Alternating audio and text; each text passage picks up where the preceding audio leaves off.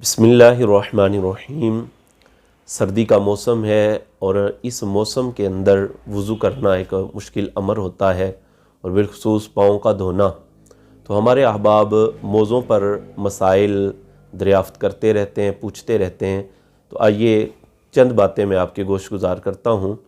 मौज़ों पर मसहा करना ये नबी पाक सल्लल्लाहु अलैहि वसल्लम की सुन्नत मुबारका है और इस बारे में इतनी अहादीस हैं जो हद तवातुर को पहुँची हुई हैं। और हज़रत इमाम आज़म अबू हनीफ़ा रदियल्लाहु ताला अन्हो से अहले सुन्नत व जमाअत की अलामत दरियाफ़्त की गई तो आप रदियल्लाहु ताला अन्हो ने फ़रमाया कि अहले सुन्नत व जमाअत की अलामत ये है कि तफ़दीलुश शैख़ैन व हुब्बुल ख़तनैन व मसहुल खुफ़ैन। यानी अहले सुन्नत व जमाअत की अलामत ये है कि अहले सुन्नत व जमाअत शेखैन यानी हज़रत अबू बकर सिद्दीक़ रदियल्लाहु ताला अन्हो और हज़रत उमर फ़ारूक रदियल्लाहु ताला अन्हो को बुज़ुर्ग जानते हैं तमाम सहाबाए किराम अलैहिम रिदवान में, और हज़रत उस्मान गनी रदियल्लाहु ताला अन्हो और हज़रत मौला अली करमल्लाहु ताला वजहुल करीम की महब्बत को अपने दिलों में बसाए हुए होते हैं। और तीसरी चीज़ फरमाया अहले सुन्नत व जमाअत मौज़ों पर मसहा करते हैं।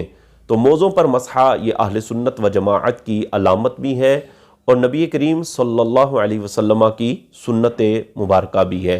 लेकिन मौज़ों पर मसहा करने के हवाले से चंद शराइत फ़ुक़हा ने बयान की हैं और उनमें पहली शर्त जो फ़ुक़हा ने बयान की वो ये है कि मोज़े ऐसे हों कि वो टखनों को छुपा लें, टखनों तक पहुँचें।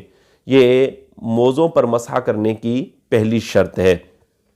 और मोज़ों पर मसहा करने की दूसरी शर्त ये है कि मोज़ा ऐसा हो कि वो पाँव के साथ चिमट जाए, पाँव के साथ लग जाए और इस तरह लग जाए कि उसको पहन कर चलना आसान हो और बंदा उसको पहन कर आसानी के साथ चल फिर सकता हो। मोज़े का ऐसा होना ज़रूरी है।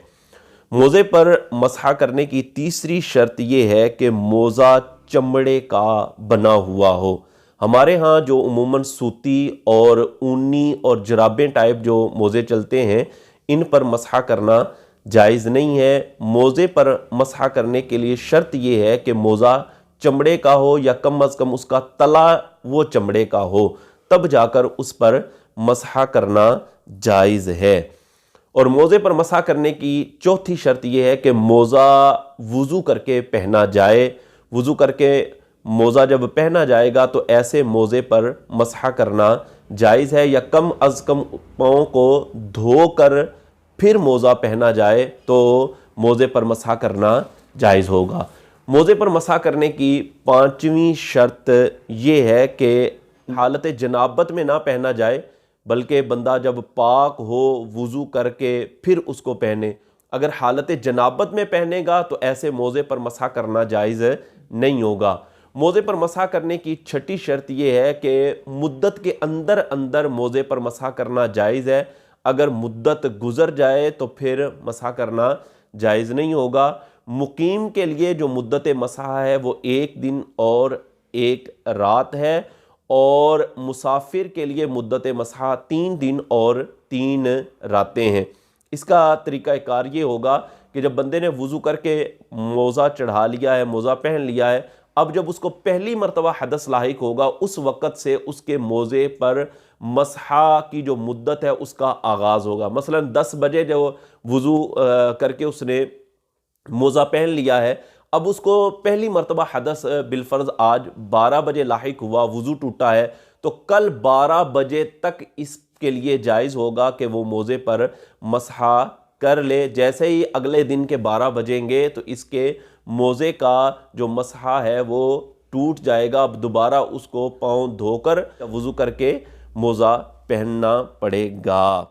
मोज़े पर मसहा करने का तरीका ये है कि दाएं हाथ की 3 उंगलियों से दाएं पाँव के ऊपर वाले हिस्से पर मसहा किया जाएगा और बाएं हाथ से बाएं पाँव के ऊपर वाले हिस्से पर मसहा किया जाएगा। और मसहा करते वक़्त उंगलियों का तर होना ये भी ज़रूरी है। दीगर दीनी शरई मसाइल जानने के लिए हमारे चैनल को आप सब्सक्राइब करें ताकि आपके पास جو ہے وہ دینی مسائل اور شرعی مسائل پہنچتے رہیں۔ اللہ عمل کی توفیق عطا فرمائے۔